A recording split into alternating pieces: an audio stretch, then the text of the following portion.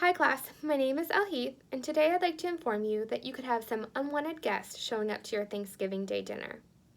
And no, I'm not talking about your crazy second cousin or your in-laws. I'm talking about something that could be showing up at your dining room table without you even knowing it. According to USA Today, 75% of all food purchased from supermarket contains some type of genetically modified organism. What does it mean to be genetically modified?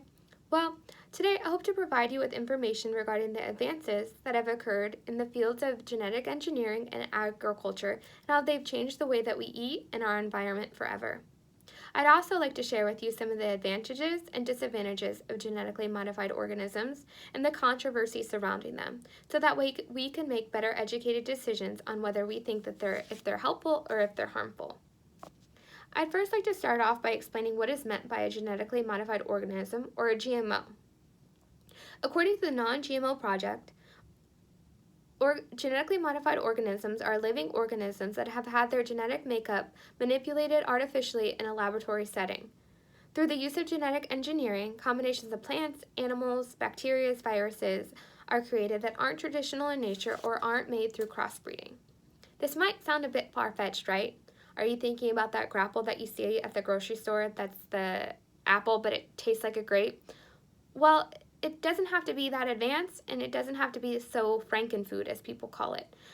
Think about creating an apple that doesn't turn brown right away, or tomatoes that can be grown in any season. These are the type of developments that genetic engineering can help with. So why are they needed? Farmers have been able to create food for thousands of years, so why do we need them now? Well, Purdue says farmers worry about three things. The first being insects, second, weeds, and the third, weather. Through the use of genetic engineering, farmers are able to avoid problems posed by insects and weeds by using genetic manipulation to allow certain crops to be resistant to particular weeds and insects. So you might be wondering, are GMOs in everything that I'm eating? Well, according to Life Science, 90% of the soy, canola, corn, and sugar beets in the United States have been genetically altered in some way, making the USA one of the largest producers of GMOs. So chances are, if you've already eaten something today, you've eaten something that have had GMOs in it without you knowing. Next, I'd like to talk about why you should care.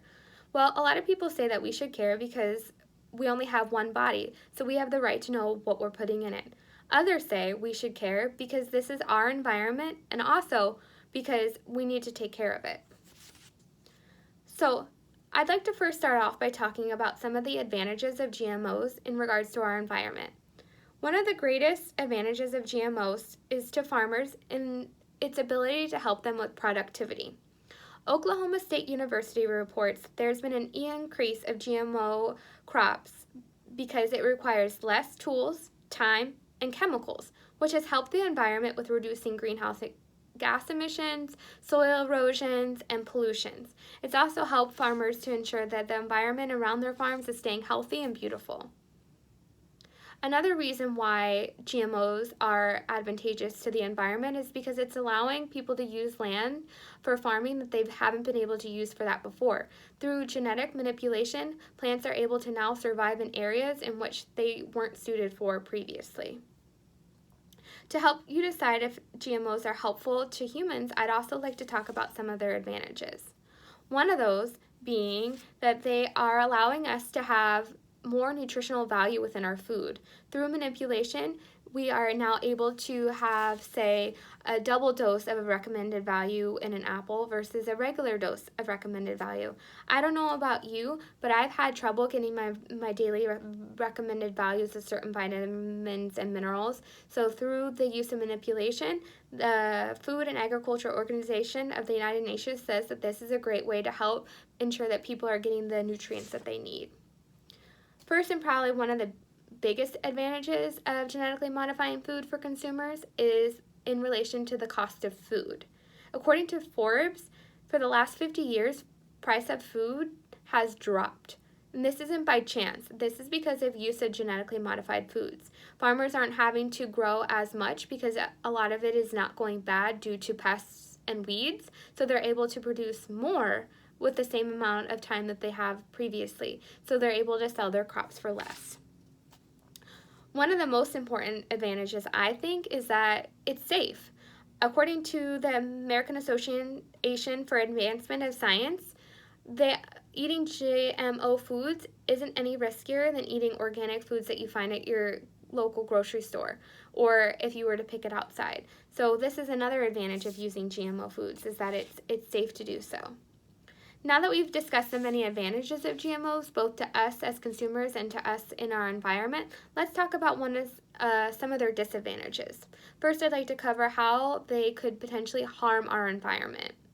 The Center for Food and Safety goes far as strongly stating that genetic engineering of plants and animals is potentially one of the greatest and most intractable environmental challenges in the 21st century. This is saying that the potential harm that they're causing is unavoidable and unrepairable. A lot of people don't know necessarily how it's affecting our environment because no long-term studies have been done because GMOs are fairly new, but the negative impact is something that's being done that we can never repair. Why are GMOs harmful to the environment? Many argue the biggest drawback is creating a lower level of biodiversity. So when a certain pest becomes extinct because plants they previously fed off are now toxic to them, they are potentially hurting the organism that feeds off of them, creating a domino effect and an extinction within our ecosystem. Now that we talked about some of the disadvantages of GMOs within our environment, let's talk about some disadvantages they might have to us as consumers. First, and probably the scariest to me, is the lack of knowledge surrounding the subject. There aren't any credible or long-term studies that have been published to show that there aren't any negative consequences of eating GMOs. Adversely, world-renowned biologist Bhargava reviewed more than 600 scientific journals and concluded that genetically modified organisms are a major contributor to sharply deteriorating health of Americans. I thought this was particularly important because it signified Americans, because America is one of the only countries that allows GMOs to be put into foods without its labeling. Another threat that consumers face when they're eating GMO foods is that it can potentially harm them because it's creating antibacterial or antibiotic resistance. So the Center for Disease Control and Prevention reports that antibiotic-resistant germs has been infecting 2 million people each year and killing almost 2,300 of them.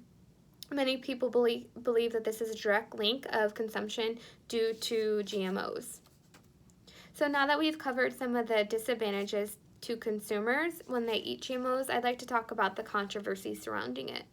It's not hard to see that both sides think that that consumption of GMOs is safe. However, there's no supporting literature either way because they are fairly new. I know this to me is kind of scary because if I have one person telling me it's safe and another person telling me it's not safe, I don't know what to do. So it's easy for me to understand how there can be controversy about that. The New York Times also reports that it's human nature to resist change and fear the unknown. So the fact that there's major contention on the subject isn't probably that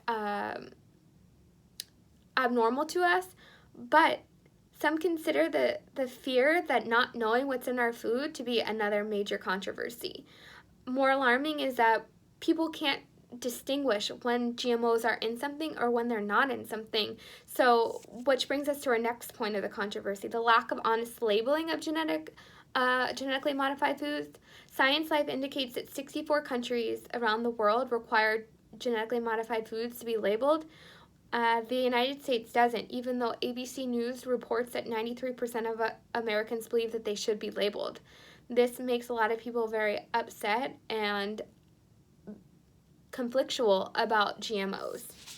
So to review today, we discussed that GMOs are genetically modified organisms, why they're used, where they can be found, and why we should care about them. We've also discussed major advantages and disadvantages both to us as consumers and to our environment. Lastly, we covered a few of the controversies surrounding GMOs, like if they're safe and use of food labeling. So I hope I've been able to provide you with adequate information both on the positive and negative effects of GMOs to consumers and to our environment so that you feel a little more educated on deciding if you're going to allow them to keep coming to your dinner table or if you're going to stop usage of GMOs. Thank you for joining me today, and if you have any questions, please let me know.